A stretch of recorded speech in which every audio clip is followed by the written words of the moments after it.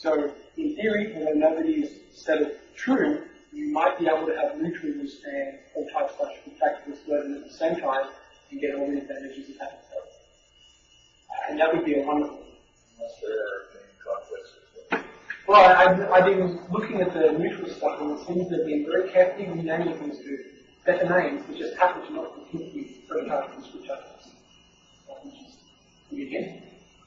The advantage of having both, including 2 megabytes of JavaScript. Well, one of the reasons, I didn't really want to go here in this presentation, neutrals is fast security jumps with Lightning Foundation. It's smaller, it lets you do more, it's actually YouTube classes on the client side. So I'm looking into importing that to Seaside right now, much like Scriptaculous to Seaside. Anyway, the question. Yeah, just a quick question on the connection between the browser and the server. And so the browser makes a URL where somehow the server translates that into a call to a small class and method. Yeah. And that just fires and so that there's no response to that. Great. Will any web server just pass on that the CGI request is not sure? Yeah. So it's a separate library version. It just stays a standard HTML CGI. It's just, completely standard. The easiest thing to do is actually set up one of those proxies patches people request code. Unless you're using IIS, and then it wants to use that nice happy thing. Yes, exactly, which means every different web server has to have its own. Yeah. Focus on it. So CGI is the easiest way to do it, but do you use CGI or in this one, I'm actually talking directly to open-talk HTTP. That's very fast. And I actually wonder if on this address, you probably get fairly comparable benchmarks. But then, of course, you can't do dynamic stuff with patches. There were recently some statistics about speed on James Robertson's blog, comparing different versions of Seaside and different platforms to the browsers. And Seaside 2.8 usually works at 6.1 completely, I believe, and it was 10 times faster than the others, not one more. A lot faster. It scales a lot. So, and that's not even discounting the idea that if you have some hotspot you really have to you've got to make some stuff out. So this is direct access. The only reason you wouldn't want to do this is if you've got a web service supporting multiple applications, in which case you then basically have a switch about that going off to this image block, that image block, and that program. and the session tag is allocated by the web server. Yes. So what do you do about resources like the city that has pictures or? Yeah. So there's a number of things there. Seaside comes with the idea of a library, and you load resources into the small image and it turns it into items. But the URL scheme that you use to actually address those is relative inside the image. So what some of our customers do is they take all of their resources when they're ready to deploy, they put them up on Amazon S3, and configure separate runtime configuration, say, this set of resources is actually only good. So you can move them around. So you can actually put those on a local directory on the server. So, I mean, this was kind of a problem for Seaside in Swift, right? Because it was slow, and you really couldn't serve up all of your images in CSS from there. OpenTalk HTTP doesn't actually have that problem. You can serve up the whole lot from here without too much trouble. And if you need to sculpt them, you can use it. So, bar graphs.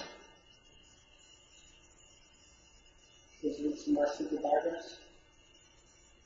Reflections is one of my favorite little effects that you can get from canvas jumps. Yeah, that's why I need to This difference down here is like a reflection of the image. This is the image here, and this is being reflected. A simple fading example, but that doesn't as cool as the crossfade example. This is actually something you can't do easily in the current Visual Studio environment. So there are advantages to doing this sort of programming. I don't think this would work in X4, right?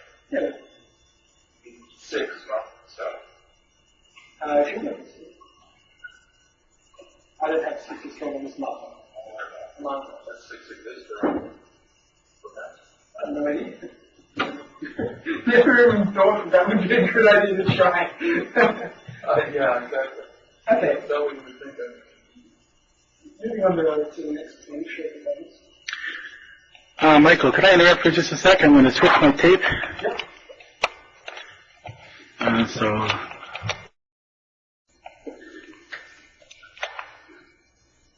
Yeah, I'm filling in red as well. So I've got, these are Windows next to Mac Windows. Suppose that reacts. Oh, you with VMware, I think you're still get Alien desktop. Yeah, it looks like single window versions, which is incredibly Incredibly what? dorky. So we back on? Yeah. Okay, so this is short components.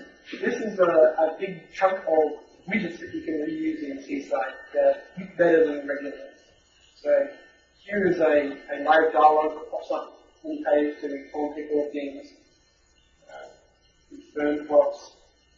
In fact, burn blocks with a bit of workflow, so you can say yes, it doesn't, something else. A nice little date picker. And you can 16 there, 29 there, update the page, 29.